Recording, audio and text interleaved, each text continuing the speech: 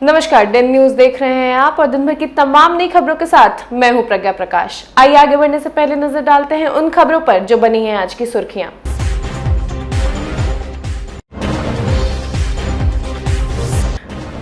Bike चोर के एक बड़े गिरोह का उद्भेदन, 4 सदस्य गिरफ्तार, चोरी की लगभग 1 दर्जन गाड़ी बरामद।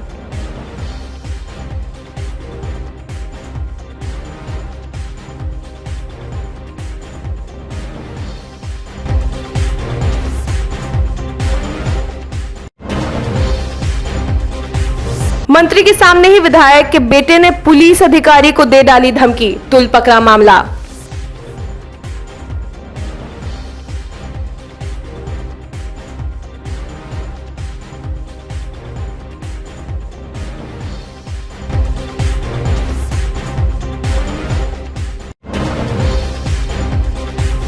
और लीची जैसे एक और फल विकसित करने में मुजफ्फरपुर लीची अनुसंधान केंद्र के वैज्ञानिकों ने हासिल की सफलता, रोग प्रतिरोध क्षमता बढ़ाने में है काफी कारगर।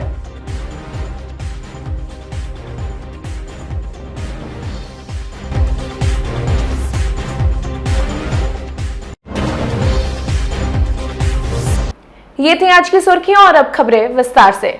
पुलिस को बड़ी सफलता हाथ लगी है। पुलिस ने अंतर्राष्ट्रीय बाइक चोर गिरोह का उद्भेदन किया है। पुलिस ने 4 अपराधी को 9 बाइक के साथ गिरफ्तार किया है। इसकी जानकारी डीएसपी पूर्वी मनोज पांडे ने दी है। दरअसल हाल ही के दिनों में जिले में बाइक चोरी की बढ़ती घटनाओं को लेकर पुलिस विशेष नजर बनाई हुई थी और आम सूचनाओं का संकलन कर किया जा रहा था।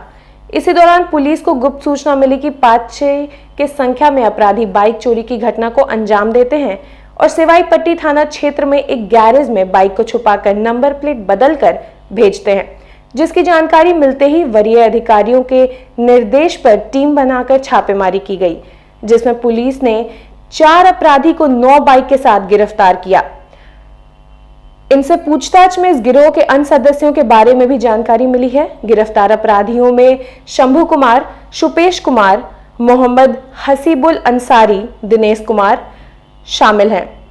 वहीं इस गिरोह के करीब 1 दर्जन अपराधी फरार हैं। डीएसपी पूर्वी मनोज पांडे ने बताया कि बाइक चोरी के बड़े गिरोह का उद्भेदन किया गया है। यह गिरोह जिले में काफी सक्रिय था और यह लोग बाइक को नेपाल में बेचते थे। फिलहाल 4 अपराधी को पकड़ लिया गया है और इस गिरोह के अन्य सदस्यों की गिरफ्तारी के लिए छापेमारी की जा रही है। जिला में विशेष रूप से पूर्वी अनुमंडल क्षेत्र में बाइक चोरी की कुछ घटनाएं प्रकाश में आई थी। थानाध्यक्ष सेवाई पट्टी के नेतृत्व में एक टीम का गठन किया गया था। इस टीम के द्वारा तकनीकी और मानवीय आसूचना संकलन के आधार पर कार्रवाई की गई। कार्रवाई के क्रम में हम लोग को पता चला कि एक बड़ा गिरोह है जो बाइक यहाँ चोरी करता है और उसके बाद बाइक को नॉर्थ बिहार होते हुए नेपाल तक सप्लाई करता है। तकनीकी और मानवीय आसूचना संकलन के क्रम में जो भी अभियुक्त थे उनके नाम पता का सत्यापन हुआ, उनके जानकारी का हम लोगों ने एकत्रित की और उनको हम लोगों ने डिटेन किया। पूछताछ के क्रम में जब उनसे बाइक चोरी के विषय में जब उनसे पूछताछ की गई तो उन्होंने एक्सेप्टेंस अपना स्वीकार किया। टोटल 9 बाइक जब्त किया गया है। जो चोरी की मोटरसाइकिल हैं 9 मोटरसाइकिल हम लोगों ने रिकवर किया है और 4 लोगों को फिलहाल हम लोगों ने अरेस्ट किया है। इस प्रकार बाइक चोरी के एक बड़े गिरोह का उद्भेदन सुनिश्चित हुआ है थानाध्यक्ष सेवाई पट्टी के द्वारा। जो फिलहाल अभियुक्त हैं उनका भी नाम पता हमारे पास आ चुका है। कुछ और बाइक्स हैं जिनको जब्त किया जाना है। इस पर फिलहाल हमारी टीम काम कर रही है। किस प्रकार से ये लोग ऑपरेट करते हैं?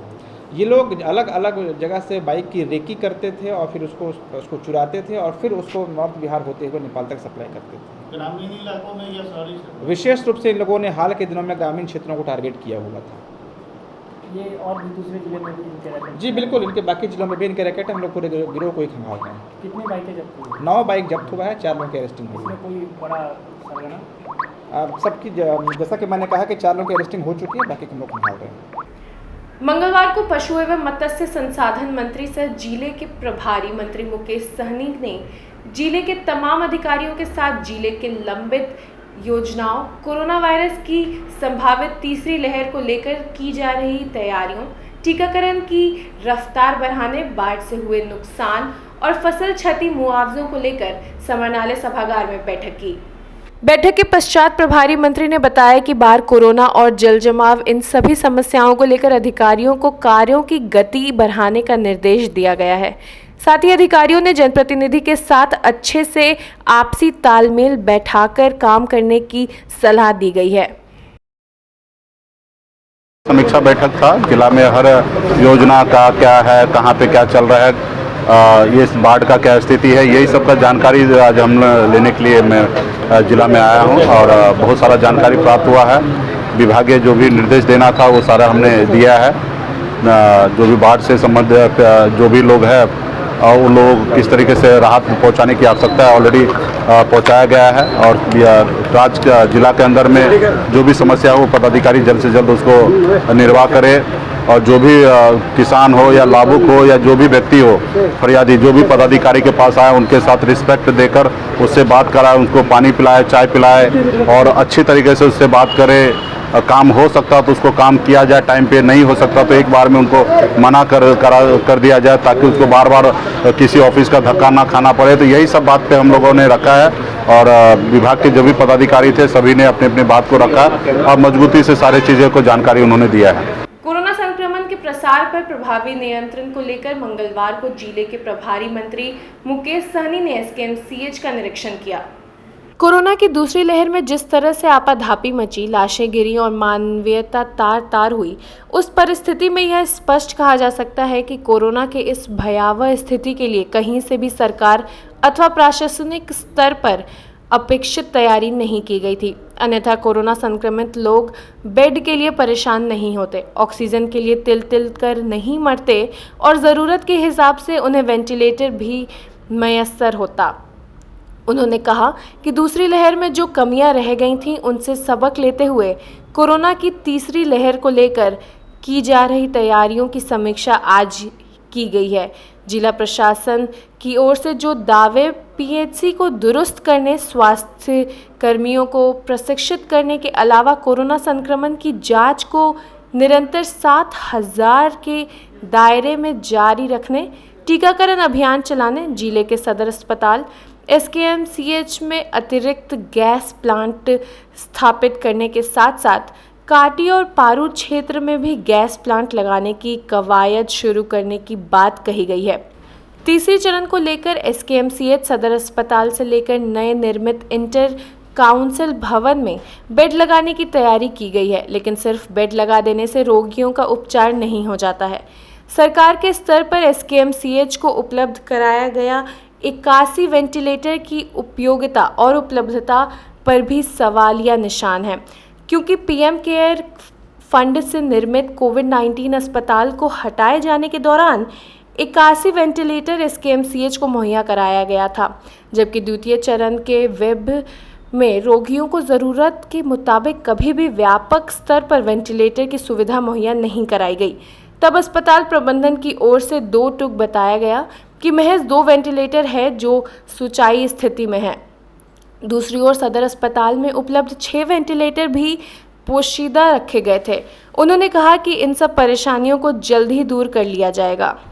खास करके तीसरा वेव के लिए हम लोग जो भी हमारे मेडिकल सिस्टम है उसको सही से चालू करा ले और कहीं पे कोई दिक्कत ना हो और पहले से हम लोग प्रिपेयर्ड रहे, तैयारी हमारी पूरी पहले से रहे। तो वहाँ पे ऑक्सीजन जो प्लांट लग रहा है उसका भी हम लोग समीक्षा करेंगे। ऑलमोस्ट वहाँ 95% काम हो चुका है, 5% काम बाकी है, वो भी शीघ्र ही जल्द से जल्द उसको पूरा करा लिया जाएगा। 81 वेंटिलेटर मिले थे पीएम केयर फंड से, एसकेएमसीएच के प्रिंसिपल को कस्टोडियन बनाया गया था, अभी तक वो पेटी पैक के रखे हुए हैं। तो उस पर हम लोगों ने अलग अलग जगह पे 2 जगह, एक जगह 260 बेड का और एक जगह 150 बेड का हम लोगों ने व्यवस्था करा के रखा है और जो भी चीज़ पैक है उनको हम लोग इस बार जो अभी ऐसा अगर स्थिति आएगा तो उसको लगा के और लोगों को राहत दी जाएगी। कहा जा रहा है उनके पास हैंड ही नहीं है, वेंटिलेटर है, उस सब पे भी अभी जो भी आप देख ही रहे लिए कि किस तरीके से आपदा आया था उसमें हम लोग परेशान हुए, तो उससे हम लोगों को बहुत बड़ा सीख मिला है और जो चीज़ आगे समस्या नहीं हो उसके लिए हम लोग अभी उस पर काम करेंगे। अहियापुर थाना क्षेत्र के 2 भाइयों के बीच जमीनी विवाद का मामला तुल पकड़ता जा रहा है। मंगलवार को जिले के प्रभारी मंत्री मुकेश सहनी के सामने ही वीआईपी पार्टी के बोचहां विधायक मुसाफिर पासवान के पुत्र और कार्यकर्ताओं ने एसआई को देख लेने की धमकी दे डाली। एसआई ने आरोप लगाया है कि वीआईपी पार्टी के विधायक मुसाफिर पासवान, उनके पुत्र अमर पासवान और कई कार्यकर्ता मामले को रफा दफा करने के लिए दबाव डाल रहे हैं। मंगलवार को मंत्री मुकेश सहनी की मौजूदगी में विधायक के पुत्र और एएसआई में जमकर बकझक होती रही और मंत्री मुखदर्शक बने रहे। हद तो यह हो गई कि मंत्री के सामने ही दोनों ने एक दूसरे को देख लेने की धमकी तक दे डाली। जमीन संबंधित विवाद है दोनों पक्ष में। आपके साथ क्या समस्या है? वीआईपी पार्टी की ओर से क्या कोई ये दबाव हमको दिया जा रहा है। मुसाफिर पासवान भी हमको 2 बार बोला है। उनका जो अभी बेटा देखिए आप लोगों के बीच में किस ढंग से हमको दबाव करना शुरू कर दिए और वो कहते हैं आप केस ख़त्म कर दीजिए। यह केस जो है कैसे हम खत्म करेंगे? इसमें बड़े पदाधिकारी का आदेश निर्देश होता है। धमकी दे रहा है। हाँ, धमकी और तरह तरह के आरोप भी लगाते हैं। ये बात बिल्कुल गलत है और इसमें हमको बढ़िया पदाधिकारी का आदेश हुआ जाके इसको गिरफ्तार कीजिए। जब मैं संतोष सहनी द्वितीय पक्ष के घर पर गया तो पुलिस की गाड़ी को देखकर भाग गया और आज आए हैं और ये लोग जो है हमको बुलाए। हाँ, मंत्री महोदय मुकेश सहनी आए हैं। इनके कार्यकर्ता द्वारा हमको बुलाया गया, इस चैम्बर में रखा गया और चैम्बर में सभा में बैठाया गया। उस समय हमको कुछ नहीं बोले। जैसे निकले तो ये मुसाफिर बाबू जो है विधायक, उनका जो बेटा है वो हमारे साथ उग्र कैसे हो गया कि आप ये कर देंगे वो कर देंगे, डिश डैश बोलने लगे आपके समाप्त कीजिए। मंत्री भी कुछ कहे क्या आपको? मंत्री जी कहे कि नहीं देख लीजिए, जनता है दोनों को आप देख लीजिए। आपको धमकी तो ये अभी आपके सामने में देखिए मुसाफिर पासवान के पुत्र के द्वारा अभी देखिए हमको धमकी दिया। बिहार विश्वविद्यालय में पीजी महिला छात्रावास में संविदा पर बहाल लगभग 1.5 दर्जन कर्मचारियों को पिछले 7 महीने से वेतन का भुगतान नहीं किया गया है, जिसे लेकर सोमवार से ही कर्मचारी नारेबाजी करते हुए धरने पर बैठे हुए हैं।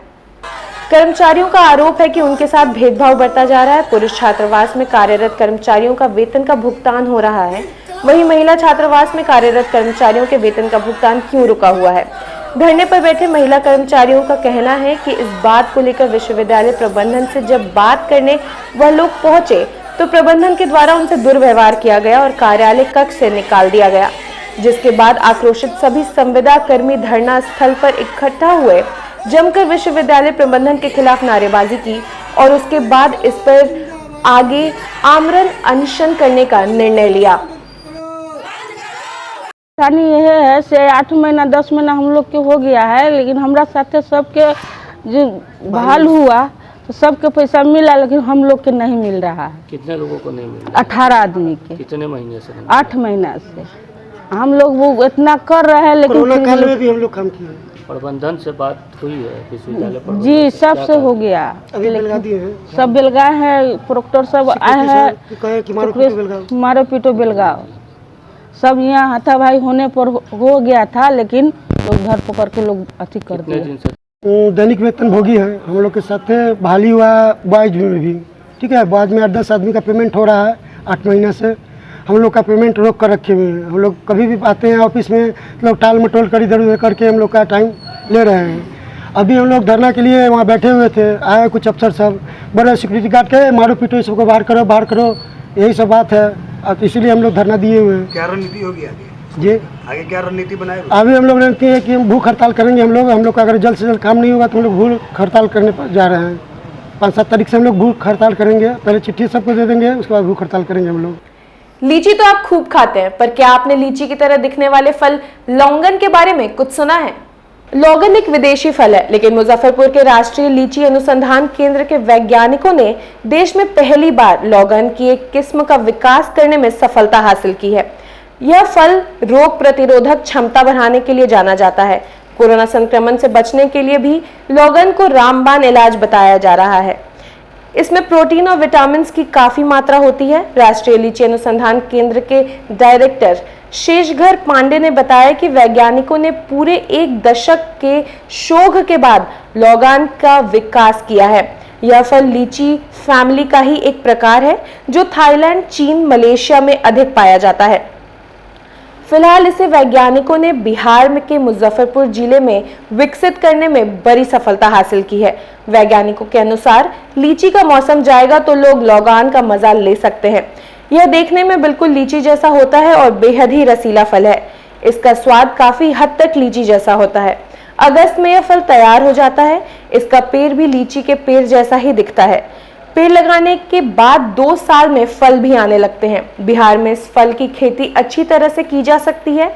ऐसा इसलिए क्योंकि यहाँ की जमीन और जलवायु लौंगन की खेती के लिए अनुकूल मानी गई है। वैज्ञानिकों का कहना है कि यह कैंसर जैसी जानलेवा बीमारी से भी बचाए रख सकता है। लौंगन में कैंसर रोधी तत्व पाए जाते हैं। इसमें मौजूद तत्व पर भारत में सभी अन्य शोध कार्य भी हो रहे हैं। और ये क्या है पूरा? एक्चुअली लांगन जो है ये लीची कुल का पौधा है। ये भी जैसे लीची बाहर से आई हुई है वैसे ये भी बाहर से ही भारतवर्ष में आया हुआ है फल है ये। और ये लीची के कुल का ही पौधा है, तो लीची के साथ ही सारी प्रक्रियाएं होती हैं। फल ही उसके आसपास 15-20 दिन बाद उसका फ्लावर आता है। और लीची जैसे जून तक चलती है तो ये जुलाई तक इसका फल अभी जो है वह ख़त्म होने वाला है। अभी तक फल उपलब्ध हैं, 1-2 दिन में फल ख़त्म हो जाएंगे। तो बहुत सारी तो ऐसा होता है कि अब लीची जैसा फल तो नहीं है, लेकिन और चूँकि हमारे यहाँ बहुत पॉपुलरिटी भी अपने यहाँ नहीं है, तो इस नाते अभी हमारे यहाँ जैसे फल जो पौधे लगे हुए हैं उसमें फल उपलब्ध हैं। तो अभी हम लोगों ने रेट उसका 20 रुपये प्रति किलो के हिसाब से रखा हुआ है। और कुछ लोग जो है 4-6 लोग जो है वो फल ले जाते हैं। कुछ अभी धीरे धीरे पॉपुलरिटी होने के बाद यह फल निश्चित रूप से अपनी मार्केट में अच्छा डिमांड किन राज्यों में ज़्यादा है? अभी डिमांड यहाँ इंडिया में तो उस तरह की डिमांड नहीं है जैसे हमारे अपने फल हैं कि दूसरे पॉपुलर फल हैं, वैसी डिमांड तो नहीं है। लेकिन जो देश के बाहर जैसे थाईलैंड है, वियतनाम है, वहाँ सब जगहों पर ये पॉपुलर फल है और अच्छी डिमांड में है। इनकी फ्रेश फ्रूट भी, इनके सूखे हुए फल भी, इनकी बहुत अच्छी डिमांड है दूसरे उस पर। तो धीरे धीरे मांग, पॉपुलरिटी, थोड़ा प्रचार प्रसार होने के बाद उम्मीद है कि यहाँ भी पॉपुलर होगा। अच्छा फल है, मीठा भी है, तो थोड़ा भी इसको बढ़ावा देने की ज़रूरत है। 10वीं के 18 लाख विद्यार्थियों का इंतजार आज खत्म हो गया। सीबीएसई ने मंगलवार की दोपहर रिजल्ट जारी कर दिया है। जैसे कि हम सभी को मालूम है कि कोरोना मामले के कारण सीबीएसई ने 10वीं की परीक्षा रद्द कर दी थी। परीक्षा परिणाम आते बच्चों के चेहरे खिल उठे। लंबे अंतराल के बाद एक बार फिर से सेंट जोसेफ स्कूल परिसर गुलजार हो उठा। छात्र छात्राओं की खुशी का ठिकाना नहीं है। इस साल इस स्कूल के 67 छात्रों ने 99% से ज्यादा अंक प्राप्त किए हैं। 80% से ऊपर अंक प्राप्त करने वाले छात्रों की संख्या 78 है। इसके साथ ही 136 छात्रों ने 60% से अधिक अंक प्राप्त किए हैं। 22 स्टूडेंट 50% मार्क्स लाए। सेंट जोसेफ स्कूल के श्रेयस राज, नयाव बतूल, विशाल शिवम, ऋषिका श्री, दिव्या, आदर्श राज, अनिकेत रंजन, इंतखाब नसीर, ऋषभ राज, प्रंजल राज, कृति सिंह सुभाष, जाहिद रजा, ओम शाश्वत, मारिया तबस्सुम, आशुतोष झा, आदित्य आनंद, शुभांगी सिंह और विशाखा कुमारी ने 90% से अधिक अंक प्राप्त किए हैं। कुछ बच्चों ने 100% अंक प्राप्त कर न सिर्फ विद्यालय बल्कि पूरे परिवार का नाम रोशन किया है। स्कूल के प्राचार्य सुबोध कुमार और डायरेक्टर प्रमोद कुमार ने सफल छात्र छात्राओं का मुंह मीठा कराते हुए उज्जवल भविष्य की कामना की। वहीं अपने बच्चों के बेहतर प्रदर्शन पर अभिभावकों में भी जबरदस्त खुशी का माहौल है। किनका सहयोग रहा है, कैसा लग रहा है? सर मैंने यहाँ मतलब सेंट जोसेफ के हेल्प से प्रिपरेशन किया था और मेरे पेरेंट्स ने भी बहुत हेल्प किया है। मैं विदाउट कोचिंग ट्यूशन के की हुई हूँ। यहाँ पे जो भी मेरे मतलब कि मेंटर थे, यहाँ पे जो भी मेरे क्लास के टीचर्स थे, उन्होंने बहुत सपोर्ट किया। अगर मुझे कोई भी डाउट होता था तो वो लोग बहुत हेल्प करते थे। सर मुझे बहुत अच्छा लग रहा है क्योंकि मेरे परसेंटेज 90.2 आए हैं और यहाँ के टीचर्स ने मेरे बहुत हेल्प किया है। एज़ यहाँ के टीचर मुझे एज अ पेरेंट सपोर्ट किए हैं एंड मुझे यहाँ पढ़ के बहुत अच्छा लग रहा है। आगे क्या करना चाहिए? आगे मैंने साइंस लिया है और मुझे मेडिकल की पढ़ाई करनी है। बहुत खुश हूँ आज ये रिज़ल्ट देख के और मैं थैंकफुल हूँ कि इस स्कूल के सर, मेरे फैमिली सब मेरे को बहुत सपोर्ट किए हैं। Thank you so much sir. किस तरीके से तैयारी करती थी? सर मैं पूरे इस स्कूल के सपोर्ट से और अपने मेहनत से सर मैं बहुत ज़्यादा तैयारी करने थी। आगे क्या करना है? सर आगे मुझे निफ्ट करना है। सर बहुत ही अच्छा लग रहा है। किस तरीके से पढ़ाई की और स्कूल का कैसा सहयोग रहा है? सर हम लोग के टीचर का, हम लोग के पेरेंट्स का बहुत सहयोग रहा है हम लोग को आगे बढ़ाने में। उन्हीं के कारण हम लोग नंबर हासिल किए हैं। आगे क्या करना है? आगे नीट की तैयारी करनी है। और ये कितने अच्छे नंबर से पास हुए हम लोग। और किस प्रकार तैयारी की? लोग ऑनलाइन क्लासेस में टीचर्स हम लोग का बहुत साथ दिए, नोट्स प्रोवाइड करते थे और फिर जब स्कूल खुला तब भी टीचर्स ने बहुत सपोर्ट किया। बहुत ही अच्छा लग रहा है मुझे। टीचर्स और पेरेंट्स की ब्लेसिंग है जिसके कारण मैं आज इस नंबर से पास हुआ हूँ और मेरी ड्रीम है कि मैं आगे यूपीएससी क्रैक करूँ, मैं आईएएस ऑफिसर बनना चाहता हूँ। बहुत अच्छा लग रहा है। इस कोरोना पीरियड में भी टीचर्स बहुत सपोर्टिव थे और टीचर्स और पेरेंट्स के ब्लेसिंग से मैं इस नंबर को आज हासिल किया हूँ। इसके लिए मैं टीचर्स और पेरेंट्स का बहुत धन्यवाद देना चाहूँगा और आगे मेडिकल में नीट करके देश की सेवा करना चाहता हूँ। ऑनलाइन पढ़ाई में दिक्कत आती थी, लेकिन टीचर्स हमेशा कोशिश करते थे कि उसको जितना कम से कम हो सके उतना किया जा सके। हाँ, बच्चे भविष्य में आईआईटी की तैयारी करेंगे। अभी कोरोना के टाइम में ऑनलाइन पढ़ाई चलता था, किस तरीके से पढ़ाई करते थे? ऑनलाइन करता था, ऑनलाइन ही करता था। परिणाम सरकार का जो निर्णय है उसको तो स्वीकार करना ही होगा। बच्चे तो अपने से तैयार किए ही थे, अब इसमें जो सरकार का निर्णय है सब ठीक। स्कूल का किस तरीके का सहयोग रहा? नहीं, स्कूल का भी बहुत अच्छा सहयोग रहा। बच्चा भी अपना मेहनत किया था, लेकिन अभी तो रिजल्ट जो भी हुआ है, अपना जो बैक की लोग तैयारी किया था उसके अनुसार ही रिजल्ट तैयार किया गया है। ऑनलाइन पढ़ाई का भी कोई असर था कि नहीं था। हाँ, असर था और बच्चे तो अपने से वो पूरा तैयार थे एग्ज़ाम देने के लिए। ये कोरोना के वजह से ऐसा कुछ हुआ जो सरकार को ऐसा निर्णय लेना पड़ा। बहुत खुशी है, बहुत ही अच्छे नंबर से पास किया है बच्चा ने। किस प्रकार तैयारी करती थी? बहुत ही मेहनत किया है, टीचर लोग भी अच्छा से पढ़ाए हैं और अपने घर पर भी बहुत मेहनत किया है। सब सारे पूरे स्कूल के सारे टीचर का ये तो 100% कहेंगे कि सभी टीचर का सहयोग बहुत अच्छा रहा।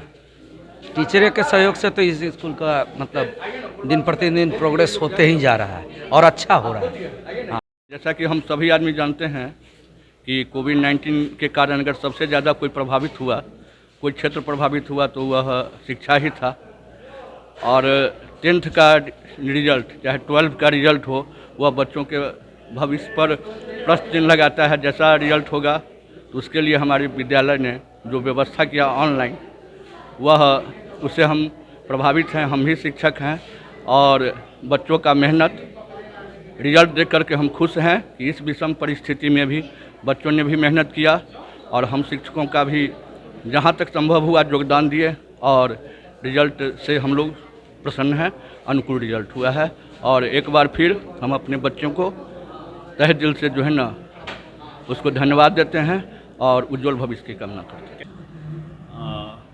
आज के स्टैंडर्ड 10 का रिजल्ट जो सीबीएसई ने जारी किया, इसे देखकर हमें जो खुशी हो रही हो, लेकिन जब मैं बच्चों का और उनके अभिभावक की प्रशंसा को देख रहा हूँ तो मुझे लगता है कि इस महामारी के दौर में हमारे शिक्षक वृंद, हमारे बच्चे और उनके अभिभावक जो प्रयास किए हैं उससे हमें सफलता मिली और हम उनके प्रति आभारी हैं। जहाँ तक रिज़ल्ट की बात है तो मैं पहले भी बता चुका हूँ कि रिज़ल्ट सीबीएसई के स्टैंडर्ड के अनुसार जो उन्होंने रेफरेंस दिया, जो उन्होंने नियम कानून परसेंटेज बताया, उसको रिज़ल्ट कमेटी जिसमें यहाँ के शिक्षक, बाहर के शिक्षक शामिल थे, उन्होंने अपना सबसे बेहतर प्रयास करके इस रिज़ल्ट को कंप्यूट करने का प्रयास किया और हम लोगों ने बोर्ड को भेजा। बोर्ड जो भी की हो, उन्होंने आज इस रिज़ल्ट को भारत सरकार अपने सीबीएसई के वेबसाइट पर दिया। हम देखकर अति प्रसन्न हैं। 10 क्लास का रिज़ल्ट घोषित किया गया। इस अवसर पर सभी बच्चे, अभिभावक, शिक्षक और शिक्षकेतर कर्मचारियों को बहुत बहुत बधाई। इस परिणाम में सभी का एक ख्वाब और मेहनत शामिल होता है। बच्चों से अनुरोध है कि आगे इस परिणाम से बहुत अति उत्साह में ना जाएं। आप जो भी अपना कैरियर में मंजिल तय किए हैं उसके प्रति लगनशीलता के साथ जुड़ जाएं और अपने परिवार, शिक्षकों का नाम रोशन करें। खासकर इस साल कोविड-19 के कारण कुछ अजीब स्थिति में पढ़ाई भी हुई और परिणाम भी घोषित किया गया।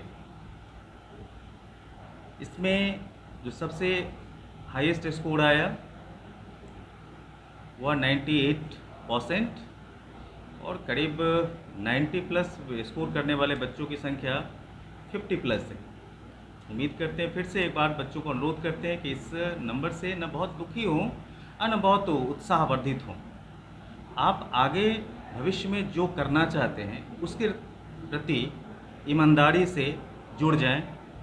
अपने 3 माह की नाती को गोद में लिए एक नानी न्याय की गुहार लगाने आईजी के कार्यालय में पहुंची। बोचहा थाना क्षेत्र के करणपुर दक्षिणी ग्राम निवासी ललिता देवी ने बताया कि उन्होंने अपनी पुत्री करिश्मा की शादी कुडनी निवासी टुनटुन सहनी से 15 जून 2020 को शादी की थी। दहेज में एक बाइक नहीं दे पाई और शादी के बाद देने का वादा किया, पर शादी के 1 साल बाद भी ससुराल पक्ष के लोगों को बाइक नहीं मिला। उसके बाद करिश्मा के साथ दुर्व्यवहार और मारपीट करने लगे, जिसके बाद करिश्मा ने अपने 3 माह के बच्चे को अपने मायके में ही छोड़ दिया। 23 जून 2021 की शाम 7 बजे करिश्मा की हत्या ससुराल वालों ने मिलकर कर दी, जिसकी सूचना जब ललिता देवी को मिली तो उन्होंने कुडनी थाना को सूचित किया। कुडनी थाने ने मामला दर्ज करने के बाद भी कोई कार्रवाई नहीं की, जिसे लेकर मंगलवार को ललिता देवी ने आईजी गणेश कुमार से मुलाकात कर न्याय की गुहार लगाई। हम 2020 में परशादी करे बच्ची के, शादी करने के बाद दान दहेज हर एक चीज़ दे दिए। हमारा कने एक गाड़ी बकाया रह गया, तो बोला से गाड़ी हमको दीजिए, तो हम बोले से हम लोकबंदी रहा है 1.5 साल, हम गाड़ी देंगे बाद में। तो हमको बच्ची के मार पीट गाली गलौज उसको ससुराल वाला सब करा। हमारा बच्ची फ़ोन करा, हम वहाँ पर गया, पर पंचायती सब बैठाए, बोला वहाँ के सरपंच से गाली गलौज मत करो, बेटी वाला तुम्हारा गाड़ी देगा। वो बोला का थी से हमको जाले गाड़ी नहीं मिलेगा, ताले कोई पंच के हम वैल्यू नहीं करेंगे, जाइए हमारा दूरा पर से। तकरा बाद सारा पंच उठ के चला या हमको बेटी नहीं आने दिया, रख लिया, बोलू गाड़ी नहीं देंगे ताले तुम्हारा बेटी के जाने नहीं देंगे। फिर आगे क्या हुआ? आगे हुआ से बस रात में शत्रुघ्न शनि ससुराल वाला के लेकर हमारा बेटी के हत्या करवा दिया। टुनटुन शनि 29 तारीख के घटना है।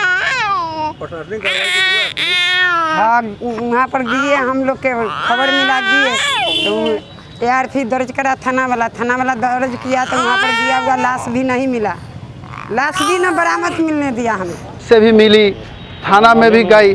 तो मैं आप लोग को माध्यम से स्थानीय थाना और बड़े पुलिस पदाधिकारी को से आग्रह करता हूँ कि इसको जल्द से जल्द न्याय मिले, दोषियों को गिरफ्तारी हो और समाज कल्याण विभाग से 2 महीना के बच्चा जो है इसको कुछ आर्थिक अनुदान मिले, क्योंकि माननीय मुख्यमंत्री जी पुलिस को आदेश दिए हैं कि इस तरह के मामला में आर्थिक मदद के लिए विधिक सेवा प्राधिकार और समाज कल्याण विभाग से मदद मिलती है। तो मदद भी चाहिए और गिरफ्तारी भी चाहिए करने के लिए डराया धमकाया जाता है, तो इसको गिरफ्तारी हो, डराया सुरक्षा की व्यवस्था हो।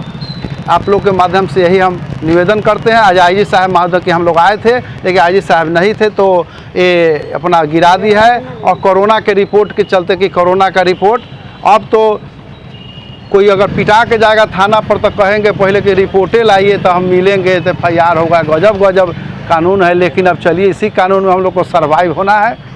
सर्वधर्म समभाव हिंदू धर्म की एक अवधारणा है, जिसके अनुसार सभी धर्मों द्वारा अनुसरण किए जाने वाले मार्ग भले ही अलग अलग हो सकते हैं, लेकिन उनका गंतव्य एक ही है।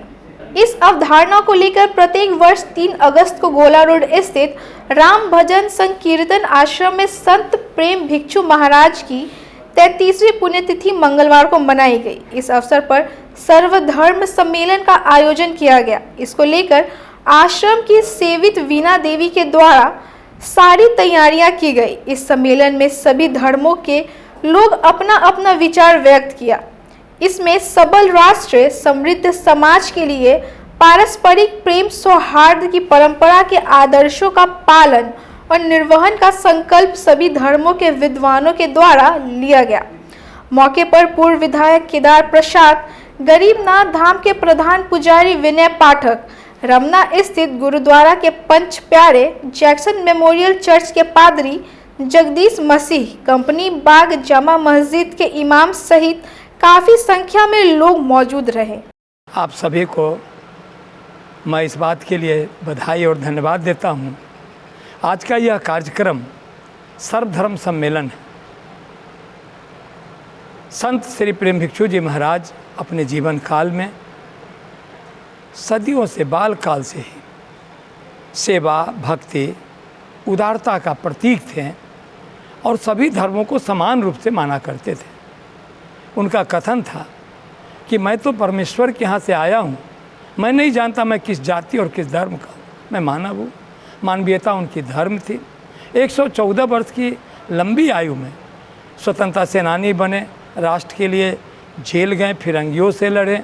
ये सब के बाद अपने गृहस्थी धर्म को संभालते हुए उसके बाद अपने संत सदगुरुदेव प्रेम भिक्षु जी महाराज के निर्देशानुसार राम नाम में तल्लीन होकर 114 वर्ष की आयु में अपने जीवन लीला को विराम देकर आज के दिन ही 3 अगस्त 1988 को अपने चेतन शक्ति के द्वारा 5 दिन पूर्व ही उन्होंने शहर के तमाम लोगों को, जिसकी तस्वीरें लगी हुई हैं, यहाँ के विधायक हों, यहाँ के एमपी हों, सभी लोगों को बुला कर, वो मंदिर में लगी है सभी तस्वीरें, लोगों को उन्होंने कहा कि आप सभी इस धर्म का निर्वाह करेंगे। प्रत्येक वर्ष 3 अगस्त को सर्वधर्म सम्मेलन का आयोजन करते हैं और हमारे यहाँ आपने देखा कि सभी जाति धर्म के लोग, हमारे गुरुद्वारा से भी गुरु ग्रंथी आए हैं, हमारे चर्च से भी हमारे पादरी जगदीश मसीह आए हैं, हमारे मंदिर के प्रधान पुजारी पंडित विनय पाठक जी आए हैं, हमारे सांस्कृतिक और साहित्यिक के विरासत के डॉक्टर पुरोधा संजय पंकज जी विराजमान हैं और इस तरह के सभी जाति धर्म के नर नारी स्त्री पुरुष इस कार्यक्रम में भाग लेते हैं। क्यों भाग लेते हैं? कि हम भारतवासी हैं, हमारा एक धर्म है, हम राष्ट्र की रक्षा करें, हमारा एक धर्म है कि हम मानवीयता को बचाए रखें। समाजसेवी आदित्य परिषद के पूर्व अध्यक्ष श्री नवयुवक समिति ट्रस्ट नागरिक मोर्चा सहित दर्जनों संस्थाओं के मार्गदर्शक आयुर्वेदिक आचार्य पंडित नागेंद्र नाथ ओझा की 81वीं जयंती पर नागरिक मोर्चा के द्वारा जेपी स्मारक पर जयंती समारोह का आयोजन किया गया, जिसमें मोर्चा के महासचिव मोहन प्रसाद सिन्हा, रमेश प्रसाद सहित उपस्थित लोगों ने उनके चित्र पर पुष्प चढ़ाकर भावभीनी श्रद्धांजलि अर्पित की।